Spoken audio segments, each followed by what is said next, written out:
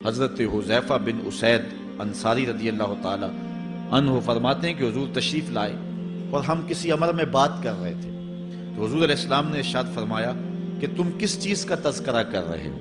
تو ہم نے عرض کی حضور ہم قیامت کے بارے میں ذکر کر رہے ہیں۔ تو حضور علیہ السلام نے ارشاد فرمایا کہ قیامت اتنی دیر تک قائم نہیں ہوگی جب تک یہ نشانیاں پوری نہ ہو لیں۔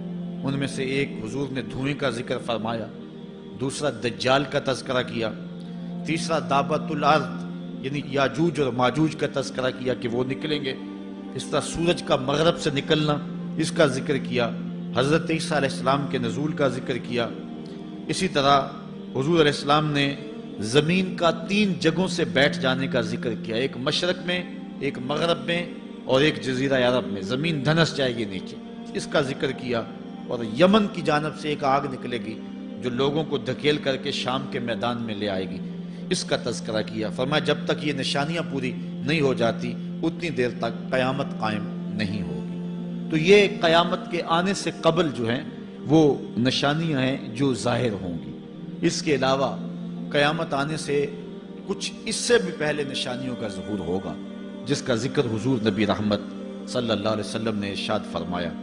حدیث جبریل اس پہ بہت معروف ہے، جس کو حضرت عمر بن خطاب رضی اللہ تعالیٰ عنہ روایت کرتے ہیں۔ آقا کریم علیہ السلام کی خدمت میں کہتے ہیں ہم حاضر تھے کہ ایک شخص آیا کہ جس کے سیاہ کالے بال تھے اور سفید رنگ کا اس نے لباس پہنا ہوا تھا، اہل مدینہ سے وہ تھا نہیں، اور اس کے چہرے پر، لباس پر، بشرے پر آثار سفر بھی ظاہر نہیں تھے۔ اگر مقامی ہوتا تو ہم جانتے ہوتے، اور اگر باہر سے آیا ہوتا تو اس کے چہرے پر، لباس پر جو ہے وہ سفر کے آثار ہوتے۔ اس زمانے میں اس طرح کے سفر تو نہیں تھے آسانی اور سہولت والے، تو جو بھی سفر کر کے دور سے آتا تو اس کا چہرہ بتاتا یہ مسافر ہے۔ تو کہا مسافر لگتا نہیں تھا اور اہل مدینہ سے تھا نہیں۔ ہم پریشان تھے کہ یہ کون ہے، لیکن وہ آیا اور حضور علیہ السلام کی خدمت میں اپنے زانو بچھا کر کے بیٹھ گیا۔ فَأَسْنَدَ رُكْبَتَيْهِ إِلَىٰ رُكْبَتَيْهِ، اپنے دونوں گھٹنے اس نے حضور علیہ السلام کے گھٹنوں سے جوڑے اور حضور کی خدمت میں یوں ادب سے بیٹھ گیا۔ پھر اس نے حضور علیہ السلام سے اسلام کے بارے میں پوچھا، حضور علیہ السلام نے جواب دیا۔ پھر اس نے کہا بالکل آپ نے سچ فرمایا ہے۔ ہم حیران ہوئے، خود ہی سوال کرتا ہے، خود ہی تصدیق کرتا ہے۔ پھر اس نے حضور سے ایمان کے بارے میں پوچھا، حضور نے کچھ ارشاد فرمایا ایمان یہ ہے، تو اس نے کہا بالکل صدقتا، آپ نے سچ کہا ہے۔ تو ہم پھر حیران ہوئے کہ خود ہی یہ سوال پوچھ رہا ہے اور خود ہی اس کی تائید کر رہا ہے۔ پھر اس نے احسان کے بارے میں پوچھا، تو حضور علیہ السلام نے اس کو جواب دیا کہ احسان یہ ہے کہ اللہ کی عبادت اس طرح کرے کہ تو اسے دیکھ رہا ہے، اور اگر یہ کیفیت نہیں ہے تو کم از کم یہ کیفیت پیدا کر لے کہ وہ تجھے دیکھ رہا ہے۔ اس نے کہا آپ نے سچ کہا۔ پھر اس کے بعد اس نے کہا مجھے اب قیامت کے بارے میں بتائیں۔ حضور علیہ السلام نے فرمایا جو ہے وہ مسئول سائل سے عالم نہیں ہے۔ تو اس نے کہا اچھا پھر مجھے قیامت کے کچھ نشانیاں بیان فرما دیں۔ تو حضور علیہ السلام نے اس شخص کو جو نشانیاں بیان فرمائیں وہ یہ تھی کہ لونڈی اپنی مالکہ کو جنم دے گی، بکریاں چرانے والے، اونٹ چرانے والے، ننگے پاؤں والے اور ننگے بدن والے تم دیکھو گے کہ عمارتیں بنانے میں ایک دوسرے سے آگے بڑھنے کی کوشش کریں گے۔ بہرحال تھوڑی دیر تک وہ حضور کی خدمت میں بیٹھا رہا۔ اس کے بعد جب چلا گیا تو تھوڑی دیر گزری تو حضور نے فرمایا عمر جانتے ہو یہ شخص کون تھا؟ عرض کی اللہ و رسولہ عالم، اللہ اور اس کا رسول جانتا ہے۔ فرمایا یہ جبریل امین تھا جو تمہیں تمہارا دین سکھانے کے لیے آیا تھا۔ تو حضرت جبریل امین نے آ کر کے حضور سے جو 4 سوالات کیے ان میں سے ایک سوال یہ تھا قیامت کب آئے گی اور قیامت کی نشانیاں کیا ہیں؟ تو حضور نے یہ نشانیاں بیان فرمائیں کہ لونڈی اپنی مالکہ کو جنم دے گی، اور یہ نشانی اب ہمارے سامنے ہے کہ آج اولادیں اپنے جو ہے وہ ماں باپ کی آقا بنی ہوئی ہیں، بیٹی آج ماں کی حکمران بنی ہوئی ہے۔ یہ دور جس کی نشاندہی کی وہ بالکل آج ہمارے سامنے ہے۔ حضرت ابو ہریرہ رضی اللہ تعالیٰ عنہ سے ایک روایت ہے جس کو نبی رحمت صلی اللہ علیہ وآلہ وسلم سے وہ بیان کرتے ہیں، بینما النبی صلی اللہ علیہ وسلم یحدث اذ جاء اعرابی فقال متی الساعہ۔ حضرت ابو ہریرہ فرماتے ہیں کہ ہم حضور کی خدمت میں بیٹھے ہوئے تھے، ایک شخص حاضر ہوا، اس نے حضور سے کہا کہ حضور قیامت کب آئے گی؟ یہ سوال کیا، متی الساعہ، قیامت کب آئے گی؟ آقا کریم علیہ السلام نے اس کو جواب دیا، اذا ضیعت الامانہ فانتظر الساعہ، جب امانت کو ضائع کر دیا گیا تو سمجھ لے قیامت آ گئی۔ جب امانت کو ضائع کر دیا جائے گا تو سمجھ لے قیامت آ گئی ہے۔ قال کیف اضاعتها، عرض کی حضور امانت کو ضائع کرنا کیا مفہوم رکھتا ہے، اس کا مطلب کیا ہے؟ تشریح پوچھی حضور سے، تو حضور علیہ السلام نے جو جواب دیا وہ سماعت کیجئے۔ قال اذا وسد الامر الى غیر اہلہ فانتظر الساعہ، فرمایا جب معاملات نااہل لوگوں کے سپرد کر دیے جائیں تو سمجھ لے کہ قیامت آ گئی۔ جب مسندوں کے اوپر مسندوں کے حقدار نہیں ہوں گے، جب زاغوں کے تصرف میں عقابوں کا نشیمن آ جائے گا، جب تخت و تاج کے مالک غدار، بے دین اور نااہل لوگ ہوں گے، جب تخت و تاج کی حکمرانی اور مسلح و امامت کے مسند کے اوپر بیٹھنے والے بھی نااہل ہوں گے، تو پھر سمجھ لینا کہ قیامت جو ہے وہ ظاہر ہو رہی ہے۔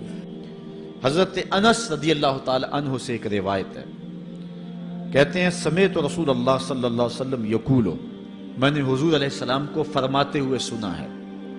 یہ حضرت انس رضی اللہ تعالیٰ عنہ وہ صحابی ہیں جنہوں نے 10 سال تک حضور کی نوکری کی ہے، اور کہتے ہیں 10 سال میں ایک بار بھی ایسا نہیں ہوا کہ حضور نے مجھے اف بھی کہا ہو۔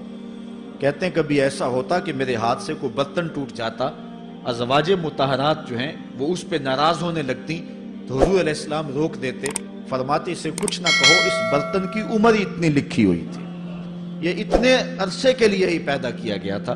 تو آقا کریم علیہ السلام نے جو ہے وہ ازواج مطہرات کو بھی روکا کہ وہ مجھے جھڑکے نہ۔ خدمت رسول اللہ صلی اللہ علیہ وآلہ وسلم 10 سنین، میں نے پورے 10 سال حضور کی نوکری کی ہے۔ بلکہ جب آپ کہیں گے کہ حضور کے خادم کا نام کیا ہے، سارے صحابی حضور کے خادم ہیں، لیکن نام حضرت انس رضی اللہ تعالی عنہ کا آئے گا، یہ حضور علیہ السلام کے خادم خاص ہیں، اور حضور سے بہت ساری باتیں انہوں نے سنی ہیں۔ تو ان باتوں میں سے ایک بات کہتے ہیں سمعت رسول اللہ صلی اللہ علیہ وسلم یقول، میں نے رسول کریم صلی اللہ علیہ وسلم کو کہتے ہوئے سنا، ان من اشراط الساعۃ ان یرفع العلم، قیامت کی نشانیوں میں سے ایک نشانی یہ ہے کہ علم اٹھا لیا جائے گا، جہالت پھیل جائے گی، علم اٹھا لیا جائے گا۔ آج لفظ زیادہ ہو گئے، انفارمیشن زیادہ ہو گئی ہے، لیکن جس کو علم کہا جاتا ہے، جو مومن کے سینے کا جمال اور نور ہے، آج وہ اٹھا لیا گیا ہے۔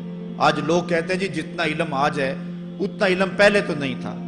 آج کوئی غزالی دکھاؤ، کوئی رازی دکھاؤ، کوئی رومی دکھاؤ، کوئی احمد بن حنبل جیسا شخص دکھاؤ، کوئی محمد بن حسن شیبانی جیسا شخص دکھاؤ، کوئی امام ابو حنیفہ کے نالین کی خاک جیسا شخص بھی دکھاؤ، تو یہ ایک غلط بات ہے کہ جی پہلے زمانے میں اتنا علم نہیں ہوتا تھا، اب علم بہت زیادہ ہو گیا، جی علم بہت زیادہ پھیل گیا۔ علم نہیں پھیلا ہے، یہ چند معلومات ہیں، انفارمیشن کا دور ہے، اور خبریں ہیں۔ جو علم ہے، جو کہ مومن کے سینے کا جمال ہے اور باطن کا نور ہے، جو زندگی کی راہوں کو اجالتا ہے اور زمانے کو مالک کی دہلیز کے قریب کرتا ہے اور انسان کو انسانیت سکھاتا ہے، وہ علم جو ہے وہ اٹھتا چلا جا رہا ہے۔ اور حضور سے پوچھا گیا کہ حضور علم سینوں سے اچک لیا جائے گا، سینوں سے کھینچ لیا جائے گا؟ فرمایا نہیں، علماء اٹھا لیے جائیں گے۔ جب علماء فوت ہو جائیں گے تو ان کی جگہ اس درجے کے لوگ نہیں آئیں گے، پھر زوال پذیر سلسلے ہوتے چلے جائیں گے، علم اٹھا لیا جائے گا۔ جب سینے علم سے خالی ہو جائیں گے تو پھر قیامت آ جائے گی۔ اس لیے حضور علیہ السلام کا فرمان ہے، کائنات کی ہر شے علماء کی زندگی کی دعائیں مانگتی ہے، حتی الحیتان فی البحر، یہاں تک کہ سمندروں اور دریاؤں کے اندر مچھلیاں بھی علماء کی زندگی کی دعائیں مانگتی ہیں۔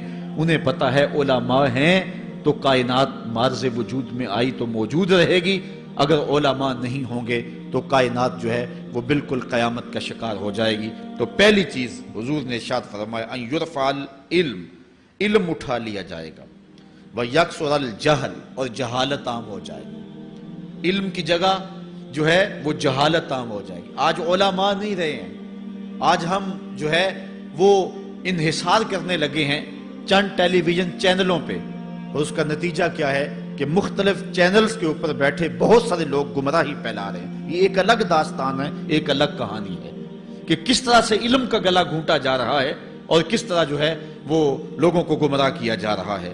یہ جہالت کی کثرت ہے۔ اور تیسری بات جو حضور نے ارشاد فرمائی، وَيَكْثُرَ الزِّنَا، زنا عام ہو جائے گا۔ نظر کا زنا یہ تو اس زمانے کے اندر برا رہا ہی نہیں ہے، لوگ اس میں کوئی آر ہی نہیں سمجھتے۔ کسی کی بہن اور بیٹی کو دیکھنا اور اپنی آنکھوں کو شہوات سے بھرنا، یہ بندہ محسوس ہی نہیں کرتا ہے۔ حضور علیہ السلام نے ارشاد فرمایا، من زنا زنیا بہی ولو بہی تانے دارہی، جس نے زنا کیا یہ عمل اس کے گھر بھی لوٹے گا، اگرچہ وہ اپنی دیواریں اونچی اونچی کیوں نہیں کر لیتا۔